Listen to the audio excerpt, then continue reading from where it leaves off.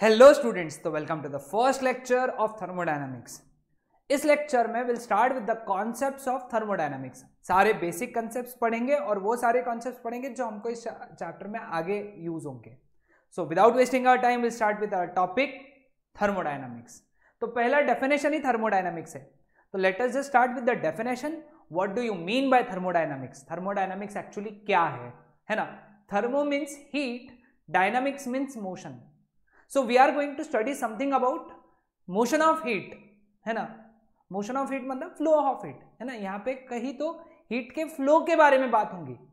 तो फिजिक्स में we define thermodynamics as the branch of physics that deals with the concepts of heat, temperature and interconversion of heat and other forms of energy. जब interconversion होगा तो heat flow होगी।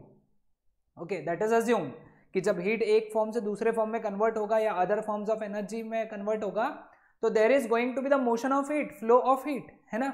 So basically हम लोग thermodynamics में heat की बात करते हैं, टेम्परेचर की भी बात करते हैं और इंटर कन्वर्जन ऑफ हीट और अलग अलग फॉर्म्स ऑफ एनर्जी, इनके बारे में भी बात करते हैं।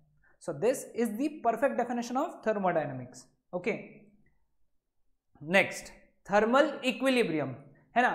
थर्मल मतलब अगेन रिलेटेड विथ हीट और टेम्परेचर। इक्विलिब्रियम यानी क्या? कि कुछ फ्लो नहीं होना या जैसा है वैसे ही रहना। सो थर्मल इक्विलिब्रियम यानी क्या डिफाइन करते हैं?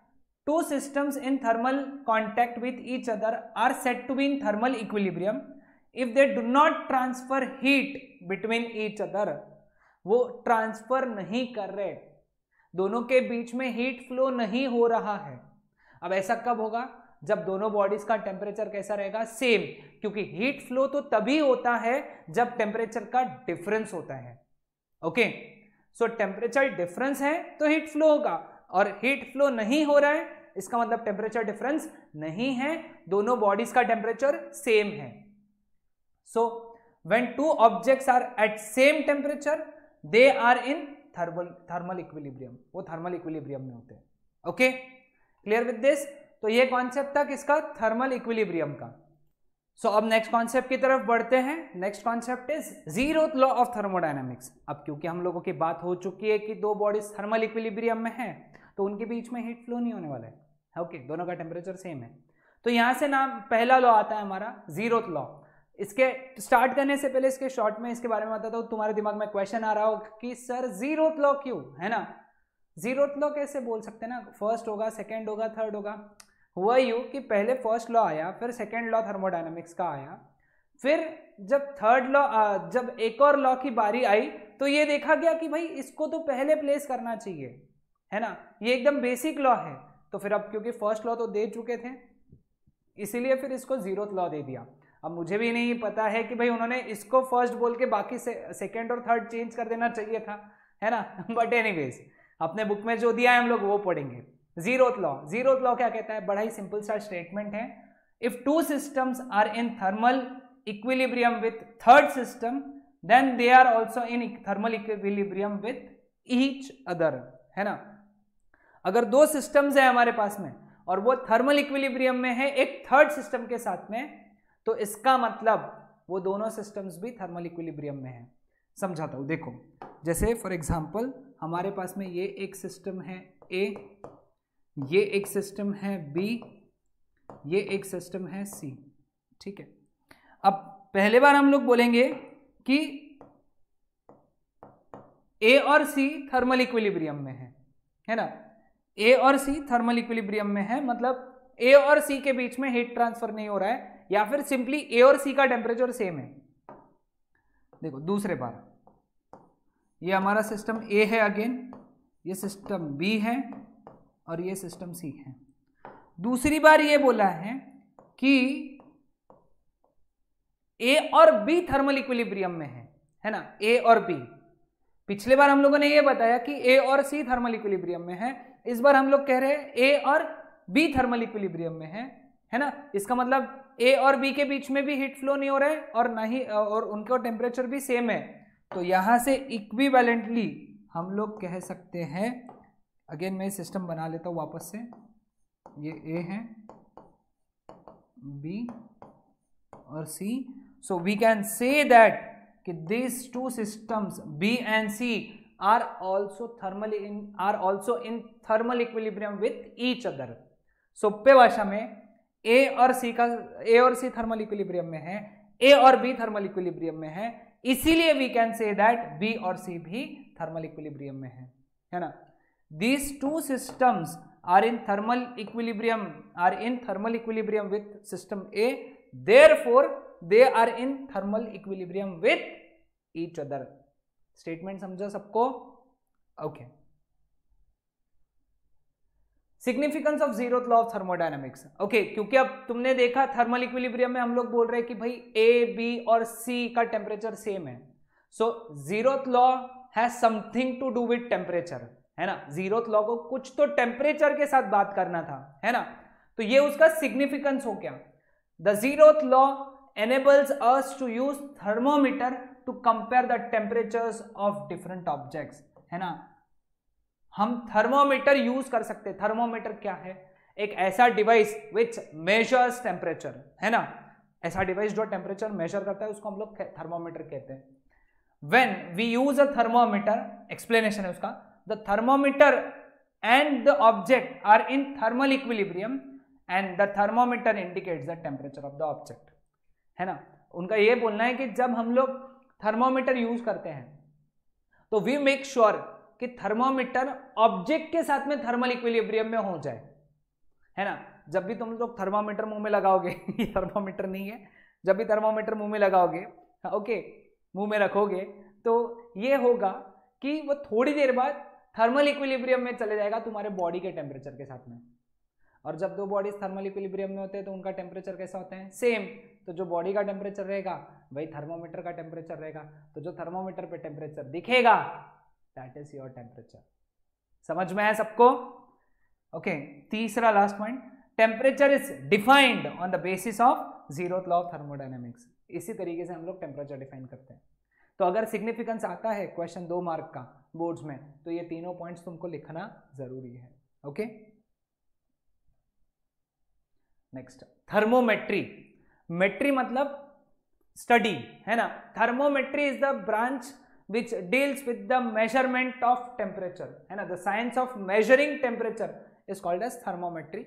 1 मार्क का क्वेश्चन है, 1 मार्क के लिए आ सकता है. ठीक है. थर्मोडायनामिक सिस्टम, है ना. अब सिस्टम, थर्मोडायनामिक सिस्टम किसे कहते हैं? ओके. अब होता यह है कि थर्मोडायनामिक्स में हम लोग कोई ऑब्जेक्ट को स्टडी करते हैं, या कोई गैस को स्टडी करते हैं, या कोई लिक्विड को स्टडी करते हैं. तो वो जो लिक्विड या वो गैस है या वो ऑब्जेक्ट है उसको हम लोग कहते हैं थर्मोडायनामिक सिस्टम. ओके. तो डेफिनेशन क्या है इसका? A thermodynamic system is a collection और group of objects that can form a unit, है ना. एक यूनिट बन सकता है विच में have ability to exchange energy with its surrounding, है ना.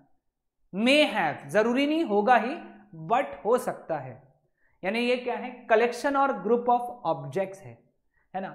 जिसने मिलके क्या बनाया? एक यूनिट बनाया है. ओके. एक यूनिट बनाया, एक सिस्टम बनाया, है ना. जिसके पास में किस चीज की कैपेबिलिटी है? टू एक्सचेंज एनर्जी या फिर to exchange heat with its surrounding. ठीक है. सराउंडिंग क्या होता है? यूनिवर्स में सिस्टम को छोड़ के जितने भी चीज है वो क्या है?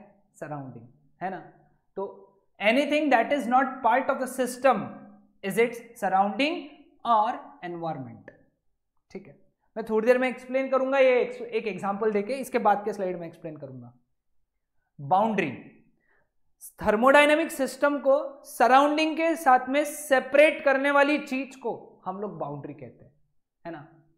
द सरफेस, स्मॉलेस्ट चाहिए था, separating the system from the surrounding is called as boundary, है ना. चलो एक एग्जांपल लेके समझते हैं. हमारे पास में एक कंटेनर है, ठीक है ना. इसमें पानी है, ठीक है. और इसको हम क्या कर रहे हैं? हीट दे रहे हैं. क्या कर रहे हैं हम लोग? इसको हीट दे रहे हैं. ठीक है. तो बेसिकली यू शुड नो कि ये जो पानी है दैट इज योर सिस्टम, ठीक है। ये जो बच गया, अब ये पानी को कंटेनर को छोड़ के जितनी भी चीजें हैं सब क्या है, सराउंडिंग, ठीक है। और ये जो है कंटेनर, कंटेनर का जो सरफेस है, कंटेनर का जो सरफेस है वो हो गया बाउंड्री। एकदम सिंपल एग्जांपल है, ठीक है। Next, classification of thermodynamic system. हमने थर्मोडायनेमिक सिस्टम को 3 तरीकों से क्लासिफाई किया है। सबसे पहला open system, second closed system and तीसरा आइसोलेटेड सिस्टम। ओके, तो चलो हम लोग सीखते कि ओपन सिस्टम क्या होता है। ओपन सिस्टम वो सिस्टम होता है जो मैटर और एनर्जी दोनों एक्सचेंज कर सकता है। An open system is a system that freely allows exchange of energy and matter with its environment या with its surrounding. Okay, example क्या है, एक कंटेनर है, उसमें ओपन कंटेनर है, उसमें तुम पानी रखे हो और उसको तुम बॉईल कर रहे हो,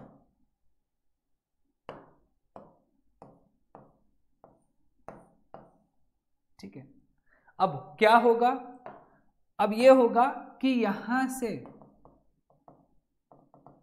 स्टीम निकल जाएगा, पानी गर्म होकर स्टीम निकल जाएगा। तो इसका मतलब क्या है, पानी जो मैटर था वो एक्सचेंज हो रहा है सराउंडिंग के साथ में। ये सिस्टम है, सराउंडिंग है, सिस्टम और सराउंडिंग में क्या एक्सचेंज हो रहा है, मैटर एक्सचेंज हो रहा है। जो तुम हीट दे रहे हो वो यहां से बाहर आ रही है, तो इसका मतलब क्या है, हीट भी एक्सचेंज हो रहा है ना।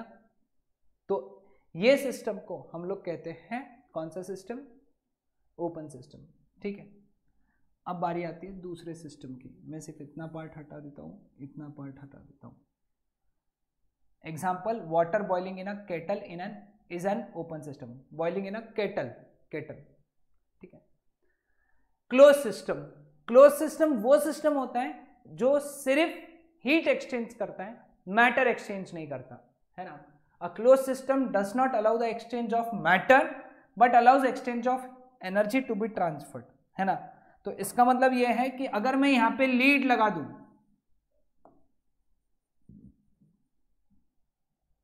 तो क्या होगा, वेपर्स बाहर नहीं जा पाएंगे, मतलब मैटर एक्सचेंज नहीं होगा। वेपर मतलब कौन है, मैटर, लेकिन जो हीट है ये बाजू से बाहर निकल जाएंगी, मतलब हीट एक्सचेंज हो रही है।